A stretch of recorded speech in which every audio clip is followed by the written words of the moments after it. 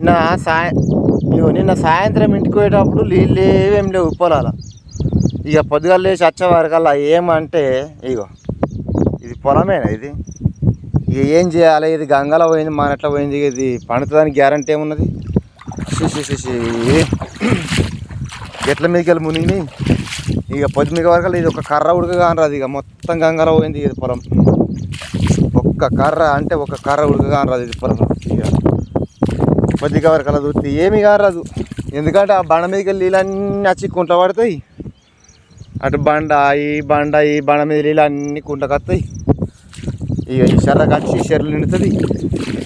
ఏం కారాదు ఇక పొద్దుమిక వరకు అలా మొత్తం పోతుంది. ఇక చూడు ఇక ఇవాళ పొద్దుగాల లేచి వచ్చేవరకల్లా రాత్రి ఆనకు చూడు మొత్తం ఎట్లా నిండింది. ఇగో ఇవాళ పొద్దుమిక వరకల్లా ఏమంటే ఏమి కారాదు. ఇక ఈ కర్రలు ఇక ఇంట్లోకి మొఖాలు మంట ఇడైతే ఏమంటే ఏమి కారాదు. గంగలో పోయింది పొలం. ఇది ఏమున్నది ఇది ఆశ? ఇక ఇట్లున్నది ఇక మా పరిస్థితి. మరి మన పరిస్థితి చూస్తే వ్యవసాయం చెప్తే వ్యవసాయం అని అంటే వ్యవసాయం ఏం మిగులుతుంది? వ్యవసాయం సలగుండిపోను.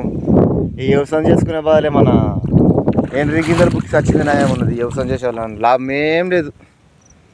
ఎండాకాలం ఏమో నీళ్ళు లేక అట్లా వారకపో, ఈ ఆనకాలం ఏమో ఇట్లా మునిగి ఇట్లా గంగలవా. ఇక ఏం చేద్దాం? ఇక దీన్ని పరిస్థితి ఏం బాగలేదు. ఇది వేస్ట్. భగవంతా నాశనం అయిపోయా మొత్తం నాశనం 16 వంతాలు అయిపోయింది మొత్తం ఇది పొలం. రామ రామ రామ రామ రామ రామ. ఏ ఆ బండ మీద నీళ్ళన్నీ వచ్చి కథ మీకు ఈ ఇటు పొలం మంటలకి వాడి ఈ కుంట్ల వాడి ఆ బండ మీదకి వెళ్ళి వచ్చి ఈ పొలం మంటలకి వెళ్ళి ఈ కుంట్లకు వాయి కుంటలు నిండే కుంట్లకి వెళ్ళి పొలం మంటలకు వచ్చినాయి. పొద్దుమిక వరకు ఒక కర్ర ఉడకగా అనరాదు. ఇక ఇవాళ మొత్తం పీకింది. ఇక ఎండాకాలం అట్లా నీళ్ళు లేక అట్లా బాధ, ఈ ఆనకాలం ఏమి ఇట్లా మునుగే. ఇక ఏం పైది ఉన్నది? ఇది ఉన్నది మొత్తం అంత కుంట. కానీ ఈ కుంట్ల మొత్తం బండ మీద నీళ్ళు వచ్చి నిండి గంగలో పోయింది. ఇక ఆడికెళ్ళి కుంట మొదలు పెడితే ఇదంతా మునిగిపోయింది మొత్తం. ఇక గంగలో పోయింది పొలమే, గంగలో పోయింది మొత్తం. అటు మొత్తం నీళ్ళే మొత్తం తెల్లగా నీళ్ళు కానొస్తుంది. నిన్న చూస్తేనేమో సుక్క నీళ్ళు లేవు. ఇవాళ చూసే వరకల్లా మామూలు నీళ్ళు ఉన్నాయా? ఇగో మొత్తం బండ మీద నీళ్ళని వచ్చినాయి, కుంట పడ్డాయి. కరాస్తున్న పొలం మొత్తం బీకింది. ఇక ఏడ్చులే కానీ తప్ప ఇంకొకటి ఏం లేదు. ఇక భగవంతా ఏం చేయాలనో ఏం కథనో ఏం లెక్కనో ఏం అర్థమవుతలేదు. ఇక ఈ ఆనకాలం పంట పెట్టుకుంటే ఇట్లా మునిగిపోబట్టి ఎండాకాలం పంట పెడితేనేమో నీళ్ళు లేకపోయే. ఇక బొంబాయో మన్నో మషాడమో ఇంత సౌజో మన బైరానో మస్కాటో దుబాయ్ అన్నట్టు గట్ట గల్ఫ్ దేశాలు పోయి బతికినాయమనిపిస్తుంది. ఇక ఈ పంట పెట్టుకొని ఈ వ్యవసాయం చేసిన వాళ్ళ ఫాయిదా ఏం లేదు. ఇక ఇట్లా ఇంత ఘోరం అయిపోయాక నిన్న సుక్క నీళ్ళు లేవు.